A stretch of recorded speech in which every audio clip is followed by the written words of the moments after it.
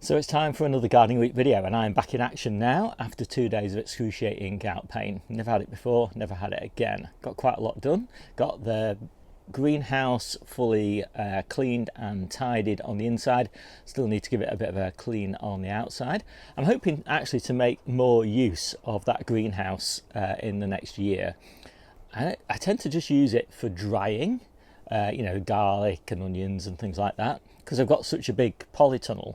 But I'm thinking, maybe I could be a bit more creative with it, because obviously it's small and that means it's relatively easy to heat, and it's got pretty good light levels even though it's got a shed kind of right in front of it. So anyway, I'm going to give that a good think. Anybody's got any good suggestions for how to really use that little space when I've got this big space, then let me know. I also did a little harvest yesterday, so that was Monday, and did that all on the allotment. So normally we take all the veg home, process it at home and all that, but I thought I would do it here, and it generates a lot of washing up. Well, one of the things when you garden, you've got to be pretty good and quite enjoy tidying things up, washing things up, cleaning and all that sort of thing. It's a big part of gardening, really, I think. And I got a new chair for my polytunnel, thanks to all of my lovely YouTube subscribers watching horrible adverts on YouTube, and I'm really, really enjoying it. I spend quite a lot of time in this polytunnel, and I like a few breaks during the day as well. And it's just nice to kind of recline and sunbathe in the polytunnel, especially in winter. So I'm going to really enjoy this. But it's also just really nice to be doing smallish kind of harvests again. I call them micro harvests because, by comparison with a normal weekly harvest, it just feels like such a small amount of food to be harvesting. But, in real terms, that is pretty much what Debbie and I and a couple of the kids eat in a week. So, that's probably more typical of what other people are harvesting. It's just that, we're harvesting for, our whole family. And in the local area, which makes for, normally much bigger weekly harvest than this one. And last night we celebrated my ability to walk again with a nice sunset walk. So I thought I'd give you a few shots of that walk, and it was it wasn't a great sunset by the sort of standards that we normally achieve here, but it was still lovely. And Debbie and I just walked along the beach and walk through town. It's our normal sort of circular walk in the evenings, and it's just really nice to be accompanied by sunsets. And of course it's also sunrise season here, the time at which sunrises are kind of coincident with my walking to a local cafe for breakfast. So I get to see them. Normally they're either too early or too late in the morning, but now it's sunrise and sunset season in St Anne's. Really lovely. So I've also just sown my first batch of early carrots, or late carrots, depending on the way you look at it, but the ones that we'll be eating in May and June.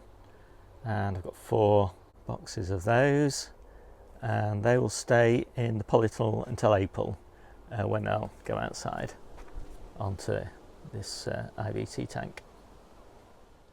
Just back from the allotment, and I thought I'd just sow a few seeds. Very few seeds really need to be sown at this time of year.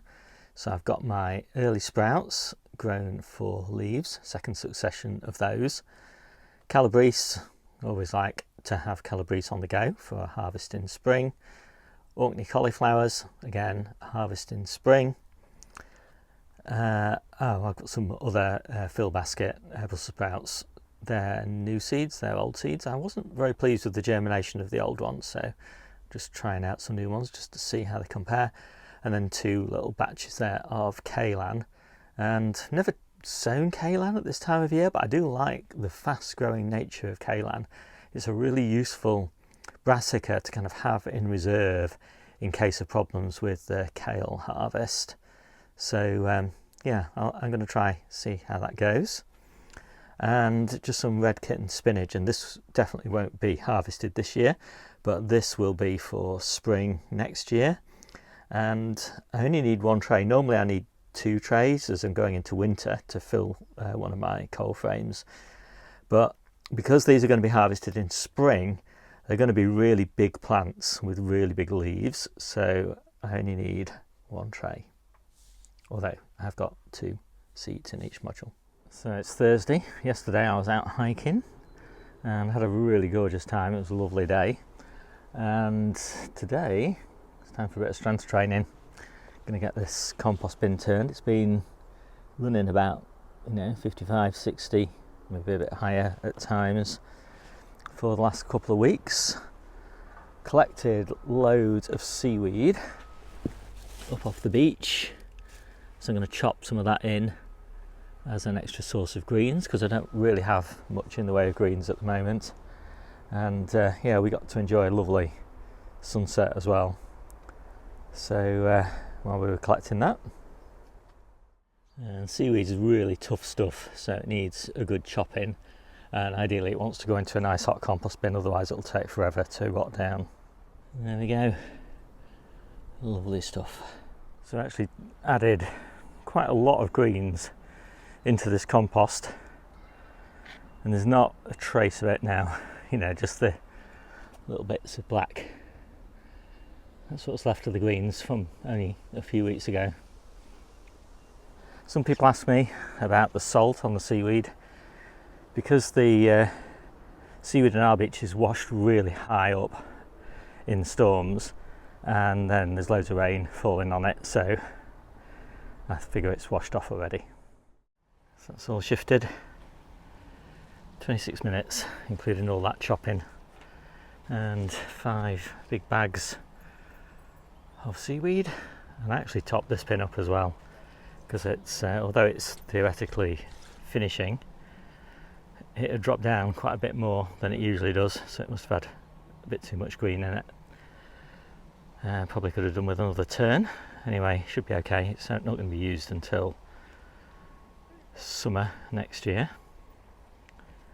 And some people ask me, why I do all this hot composting and all this turning and all that sort of thing. And partly it's just I like the exercise, but it's also because it's the only way I can make enough compost. I can make, by hot composting and frequent turning, I can make maybe, I don't know exactly, certainly more than 2, twice as much, maybe as much as 3 times as much compost in the same space in the same time. It's another gorgeous day on Friday, and I had a nice walk actually along the prom after a really heavy rainstorm. It's so nice when it's so crisp and fresh and shiny. And I was down on the allotment, and the clean-up theme continues. So I finished cleaning all the outside of the polytunnel and the inside and the outside of the mini greenhouse, and it's all looking really lovely. Honestly, I've never probably had enough time to do this, but I've really enjoyed this kind of clean-up phase on the allotment this year. It's been really lovely. I also fixed the punctured tyre on my wheelbarrow, which is really good news because I've got a lot of wood chip to shift over the next few months. Okay, so let's take a look at this week's harvest. So normal service has resumed. A lovely full table, and it'll be interesting to see how well I manage to keep this going now over winter until in spring when volumes pick up again. So let's just take it quickly through it. So a lovely bouquet of chard and another lovely bouquet of celery, green and red. And we've got the golden beetroot, Cara potatoes, some of these lovely graffiti cauliflowers, and some Kailan florets, apples, I think those are Jonah Gold, red beetroots, some gorgeous, really gorgeous red cabbages. We've got a lot of red cabbages this year, done a really good job of those. Nice carrots, turnips, and those are Tokyo Cross, my favourite turnips for this time of year. It's noticeable how much better they are than ordinary white turnips, like Snowball, I think. Tatsoi, more tatsoi, and Yeah, beautiful brassica greens, all sorts of different varieties, mostly kales. I love kales at this time of year. Another little cauliflower, just a little selection of things from the store. So we've got zabrun, shallots, onions, garlic, not from the store but from the ground. These are my main crop. Parsnips, Asian greens, last of the tomatoes. So most of these tomatoes just not really fit for eating fresh now, just going to be used in cooking. Some more apples here. You know, these apples, they polish up so beautifully.